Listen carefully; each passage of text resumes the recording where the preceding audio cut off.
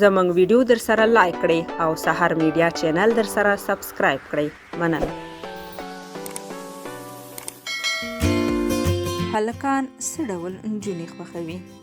په وروستیو څو کلونو کې مو ولیدل چې ګڼ ځوانان د خپلو ودونو نه خوښ نه وو او خپلې میرمنې یې ښه نه ایسېدې.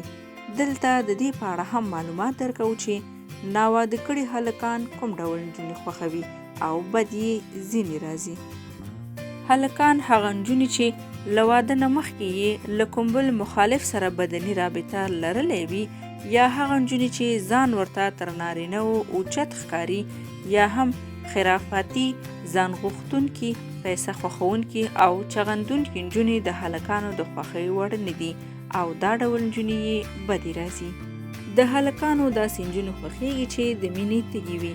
کیدای شي دا خبره ډېری میرمنې سمه ونه ګڼي، خو دا یوه ټول منلې خبره ده چې هلکان هغه نجونې ډېرې خوښوي چې پوره مینه ناکه وي او د مخالف جنس خیال ساتونکي او نازونکي وي، خو ډېری میرمنې دا ډول نه وي او د مخالف جنس یعنی هلک سره د هغه په خوښه د ژوند سفر نه پیلوي.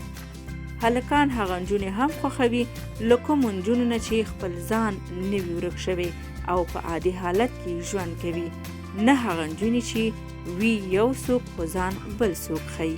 دا ډول نجونې نه د چا د خوښۍ وړ ګرځي او نه هم څوک ورته توجه کوي. هلکان او سړي د داسې نجونو او میرمنو په لټه کې دي چې وکولی شي په دوی باندې باور وکړي او وکړی شي چې د ځان غوندې د هغوی خوښۍ ته هم وګوري. سړي له بې باورۍ نه خورا بد وړي او د داسې میرمنې په لټه کې وي چې پر دوی پوره باور ولري. همدا ډول ځوانان تل داسې نجونې خوښوي چې مهربانې او با نزاکته وي او د نر او ښځې ترمنځ په توپیر وپوهیږي او د عادي میرمنو غوندې خورا ساده عادتونه او ساده ژوند ولري.